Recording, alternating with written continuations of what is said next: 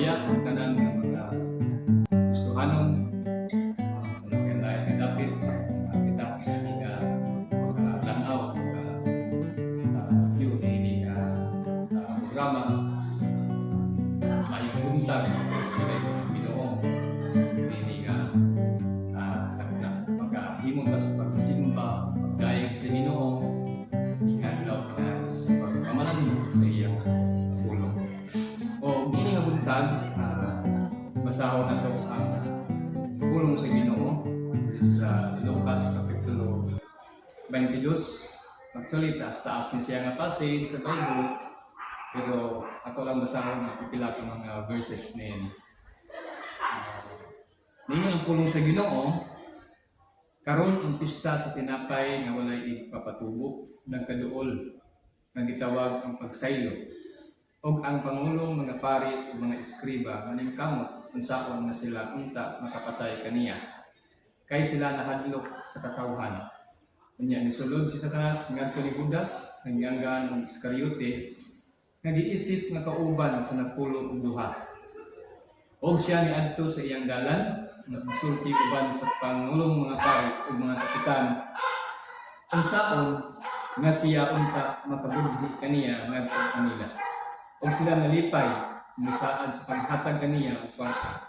Og siya nisaan kung nangita og kahigayunan aron sa pagbudhi kaniya ngadto kanila sa diha nga wala ang panon. Nga wala ang panon. Unya miabot ang adlaw sa tinapay nga wala igpapatubo sa diha nga halad sa pagsaylo kinahanglan nga maihaw. Kung siya ni padala ni Pedro ni Juan nga ganoon adto og andama alang kanato ang pagsaylo aron kita makakaon. Kung sila miingon ngadto kaniya asa man buot nimo nga kami magandam. Kung siya miingon ngadto kanila tan-awa sa diha na kamo nakasulod na sa syudad. Doon sa kataw ng sugat kaninyo nagabit-bit sa pitsil sa tubig. Sunod kaniya ngadto sa balay diin siya nagasulod. O kamo miingon ngadto pangulo sa balay kamo tutudlo nagaingon nga kanimo. Hain man ang lawak sa bisita diin ako mukaon ang pagsaylo uban sa akong mga tinun-an. Kung siyang makita kaninyo sa usa ka dako ang lawak sa ibabaw nga nasalkapan dito himua ang pagpangandam.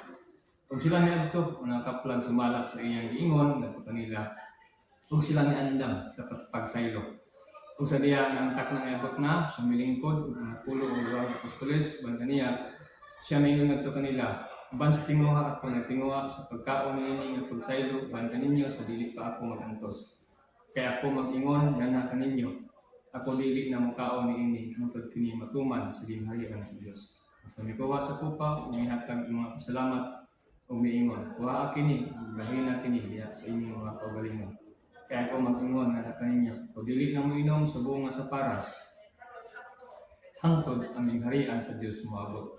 O siya nikuha sa tinapay mihatag ng mga pasalamat pikas niini ug mihatag ngadto kanila nagaingon kini ang akong lawas nga gihatag alang kaninyo kini buhata sa paghandom kanako. Samang pagiusab ang kupa human sa kunihapon nagaingon kini nga kupa mao ang bag-ong piksaad diha sa akong dugo nga giula alang kaninyo. Pagtanawa ang kamot niya nga nagabudi kanako uban kanako sa langisa. O sa pagkapinod ang anak sa tao gaadto ning mga kinigitakda na pangkalautan nga nianang tawhana nga pinaagi kang kinsa siya gibudihan. Sa dili pa nato ni pagalimhugan nga ang puso ta. Dalaygon nga nagmamang na Dios mahal ng mitnon. Salamat Ginoo ni sa kabuntagon ang Ginoo ni tatanamo. Salamat sa iyong pagbanong kanamo puso sa lawas sa kagayonan Ginoo pinahay kanimo simba sa iyong pulo. Mahal ang ito nagapaubos kami. Kung Ginoo sa kagalingon, pasaylo ka kami na puso kong kalakasan na kumita ng mga Diyos na siya. Kumita ko from Lord, say-say ninyong pulong, o aking Ginoo, katagin kalikon, kadasi, pangalagad, sa mga kamusta ka naman, lagi na Ginoo, mga tao, mga tanaw, subay-bay Ginoo na ini programa. Mga bless kini Ginoo, bless kami tanan ang pulong lawas tanan ng mga bantay ng gapo na sa Jesus. Amen. So, makita nga ito diri no? Nga ah, kini nga passage o kini nga kapitulo sa Lucas mao kini ang ah, panahon nga si Jesus Christ dool na gyud siya or kining gitawag makita nato diri nga si Jesus Christ hapit na gid siya mamatay o magantos sa cross. Apan sa wala pa kini mahitabo, makita nato diri nga siya o ang iyang mga apostoles nagtigom sa usa ka lawak, no, sa kahawanan aron didto maghimo og kining tawag Lord's Supper.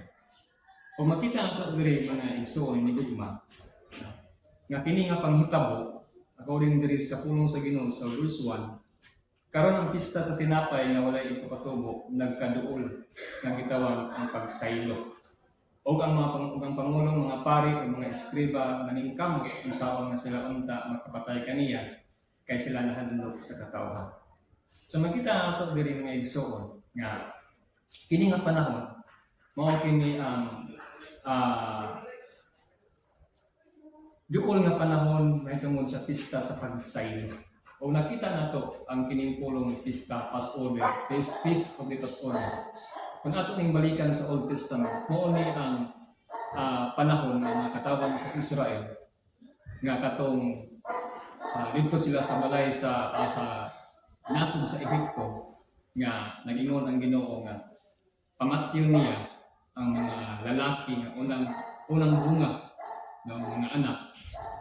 O makita ito nga mga katawan sa Israel gisugo niya nga sugo ni Jesus Christ na kinahanglan magbutang sila og dugo dito sa doorpost na sa ilang panimalay na umiining abot sa anghel sa kamatayon.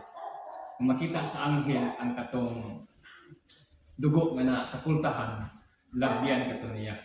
O nahimo katong memorial kanang tawag, nahimo katong gisang ulo sa mga katawhan sa Israel. Hangtod karon sa time ni Jesus Christ. O gitawag katong siya nga feast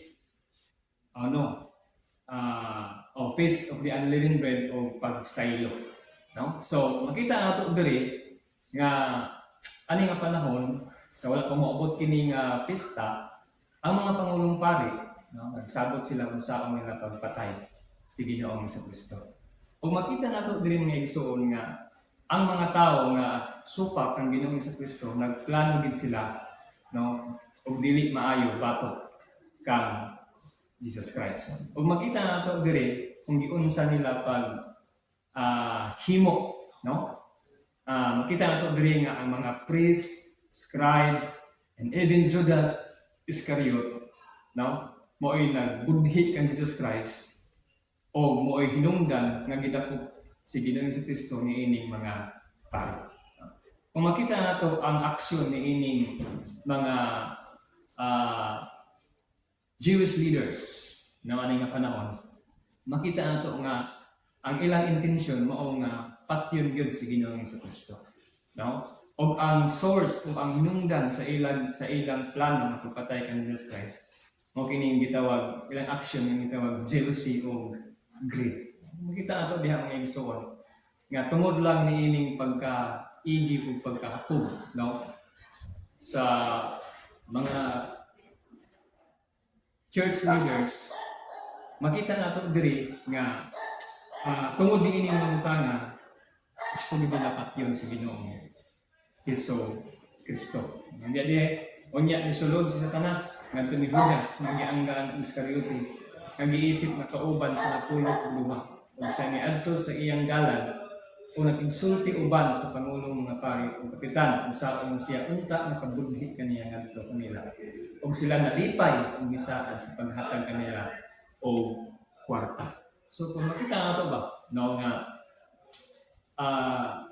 usa ka kining sabotahe ang nahitabo tali sa mga kadagkuan sa simbahan o ni Judas Iscariote nga gawon usang disipulo ni Ginoong Jesucristo. Ug nalipay kay sila kay mismo si Judas na ang nagbudhi o nag-offer sa ilaha nga nangitag paagi nga madakop nila si Jesus Christ. Diba? kung ano to mga igsoon, ang jealousy o greed, grabe gid ang epekto sa kinabuhi sa tao, no? Ingon pa sa usa ka usa ka pastor siya, ang jealousy daw usa ka dako nga problema o hatag gid og kining gitawag aksyon sa usa ka tawo sa pagbuhat og aksyon nga dili maayo. So makita nato diha kung tunawon mo ang kinaiya o gihimo niining mga katawhan, no, ng mga church leaders na nasuya sila o nalugdot sila kan Jesus Christ. Hinungdan nga nangita sila paagi o nahitabo gyud, no, mismo ang disciples ni Jesus Christ mao na nag-una og adto sa ilaha, ni adto sa ilaha. Og siya ni adto sa iyang dalan sulti uban sa pangulong nga pari o mga kapitan usaon na siya unta makabudhit kaniya ngadto kanila.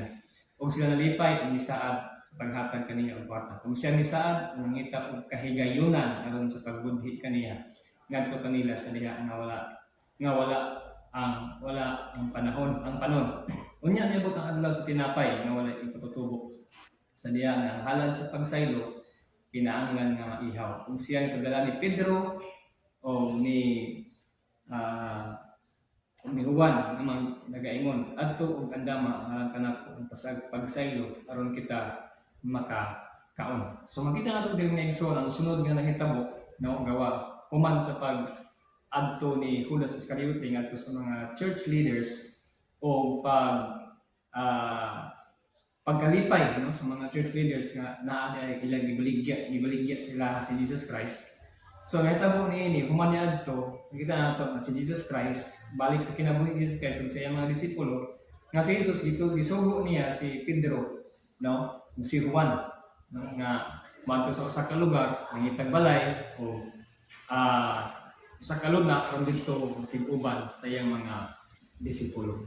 So pila ra istorya mga igsoon ni gugma makita nato diha sa chapter 20 verse 7 to 20 ang ginitawag gihimo sa Ginoo nga katapusang panihapon. O makita nato diha mga igsoon nga ang mga disipulo tanan naa ni anak ng panimalay, no? Kung makita nato diri ingon sa verse 20 sa amang paagi-usab ang pupa human sa panihapon nga gaingon kini ang akong pupa mao ang bagong pakigsaad diha sa akong dugo nga giula alang kaninyo. So wala pa namatay si Jesus Christ, wala pa gidakop si Jesus Christ, naghimo sila og ginitawag Last Supper or Lord's Table or katapusan nga panihapon. So makita nato diri nga kini nga Last Supper aduna kini kahulugan ng mga butang, no? Usa kini siya ka simbolo sa gugma o sakripisyo sa Ginoo. Kung tanaw mo ang verse 20, sa samang pagiusab ang pupa human sa panihapon, nagaingon kini nga pupa mao ang bag-ong pakigsaad diha sa akong dugo nga giula kaninyo. So makita nato diri mga igsoon, no, nga sakripisyo, no, ula sakripisyo nga gihimo ni Ginoo sa Kristo. Usa kini ka simbolo, no, sa kamatayon ni Jesus Christ para sa iyang mga disipulo ngadto sa tanang mga katawhan. So makita nato diri nga igsoon, no, nga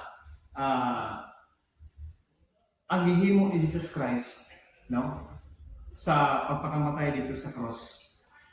Usa dinay kato siya ka simbolo, no, usa ka paagi, no, nga sa diin pinaagi diha kaniya ang sala sa tao makasaylo, no.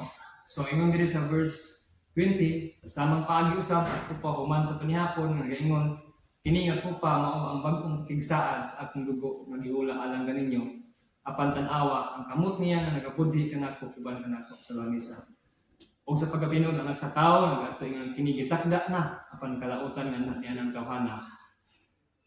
tawhana ang pinaagi ang kinsa siya gibon hian. So klaro kay diri nga igsoon nga ang simbolo sa pupa, no, usa kini sa lawas ni Kristo, simbolo sa lawas ni Kristo nga samad-samaran, no, or gibuak-buak dayon para sa pasaylo sa tanan nga mga katawhan o makita ko man diri ang bino ng simbolo kini sa dugo no ni Jesus Christ nga nakahilo sa tanang mga kalapasan. So makita nato diri nga kini nga panghitabo nga igsoon, makita nato ang usa ka hulagway no kahimpitan sa nahitabo sa Old Testament o na-fulfill kini sa time ni Jesus Christ. And subok lang po pamalandong mo, no? Mismo si Judas Iscariote, tungod lang sa 30 pieces of silver, iyan ang ibudhian si Ginoong Jesucristo. Pero ang Biblia nagsulti ng yun, nga kinikatakda na matuman ang yun, so natuman kini. Apan ang mensahe ni ini nga panghitabo nga igsoon, kini Lord's table. Ang mensahe ni ini, si Jesus Christ, nahimo siyang pinitawag, siya gid ang hingpit nga halal para sa pagsaylo. No? So, Passover means pagsaylo. Ang pinaagi diha kaniya, no? Pinaagi diha kan Ginoong Kristo ang tanang tao nga hinulsol sa iyang sala. Umuduol diha kan Ginoong Kristo, mapasaylo ang ilang mga kalapasan kung makabaton sa kinabuhi nga walay katapusan. No? Kaya nagsimbolo man kini ang kamatayon ni Jesus Christ, ang tumong dahil ini aron nga mahingpit ang kaluwasan. Di na pinaagi sa paghalad sa mga hayop, kundi pinaagi na mismo sa kinabuhi ni Ginoong Jesucristo. O ginamdaman na to, nga si Jesus Christ lang yun, ang hingpit o kinitawag katumanan sa mga propesiya o ang hingpit na kaluwasan sa atong kinabuhi. Sa mga igsoon ni Gugma, ginamdaman na to nga si Jesus Christ usa siya kahalad para sa mga sala sa mga katawan. Ug alang ka nato ng mga Kristohano, kanang nato ibutang sa itong muna-muna. No? Labi na sa itong pag-alagad sa Ginoo. Na dili unta nato kalimtan kung unsa ang gihimo sa Ginoo sa Kristo sa ato kinabuhi, sa pagluwas kanato. May sakripisyo siya para kanato. Ihatag na iyang kinabuhi para kanato. Og isip application sa gihimo ni Jesus Christ response sa mga kinabuhi sa iyang pagsakripisyo dito sa cross. Ato po siyang alagaron, higugmaon o halaran sa atong mga kinabuhi. Pinaagi sa pagsunod, pagpangalagad niya sa Ginoo. O karon ikaw, kung wala pa kay Kristus kinabuhi, na namati niini o nakita niini nga video niini nga nakadungog niini nga pulong, igsuon ni gugma. Si Jesus Christ rin yun, ang tinuon nga makaluwas. Siya rin ang hingpit nga halal para sa imong mga sala. Busa kung gusto ka nga pasaylo sa mga sala o makabaton sa kinabuhi nga walay katapusan, Jesus Christ salig ug tuoy nga imong manluluwas sa imong kinabuhi, hinusuli ang imong sala ug tuoy dawata si Jesus Christ nga imong Diyos ug personal nga manluluwas. Kaya ang simbolo niini nga igsoon pangitabo kini nga itabo usa kini ka hulagway nga si Kristo nag-antos para kanimo ug kanato. Ug ang iyang gusto lang nga kita makabaton sa kaluwasan, no? Sa atong mga kalag. For God so loved the world that He gave His only begotten Son, that whosoever believeth in Him should not perish but have everlasting life. But Christ commended His love toward us, in that while we were yet sinners, Christ died for us. Siya ang nahimong sakripisyo sa atong mga kalakasan. Nini nga Sunday, nini nga takna, nagasimba ta sa Ginoo, ato yung ihalal ang atong kinabuhi. Ihatag na to ang atong tibuok na kasing-kasing sa pagsimba, pagdayin, diha ang Ginoong sa Kristo nga namatay sa atong mga sala, gilubong pagkatulo ka ang nabanhaw. Isip usa ka dako na paglakon, garantiya nga kita garantiya sa atong kaluwasan. Hindi ko maglangan nga igsoon, nang salamat ug maayong buntag katong tanan ug galahi pa ng Dios.